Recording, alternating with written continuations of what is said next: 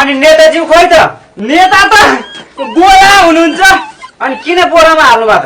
मुख देखाउन लाल रे, त्यही भएर बोराभित्र हाले। यो भन्दा अगाडि जित्दा पनि 5 वर्षमा केही गरे होइन रे। अब जितेर चाहिँ 5 वर्ष के गर्छन् र? अब जितेर गाउँ गाउँमा युवाहरूको लागि डान्स बार खोलिदिने रे। साँच्ची हो नि? होइन त नेताज्यू, नेताज्यू, नेताज्यू, नेताज्यू त बित्नु भएछ। 3-4 दिनसम्म बोरा हालेर हिँडेको। यो क्षेत्रमा जित्ने उहाँले नै जित्नुहुन्थ्यो। अनि केही नै हुँदैन। बितेर संसदमा गए पनि केही फरक पर्दैन। त्यहाँ जिउँदो मान्छे गरे त केही गरे छैन, मर्या मान्छे गरे के हुन्छ र? मर्या जानु र जिउँदो जानु एउटै हो।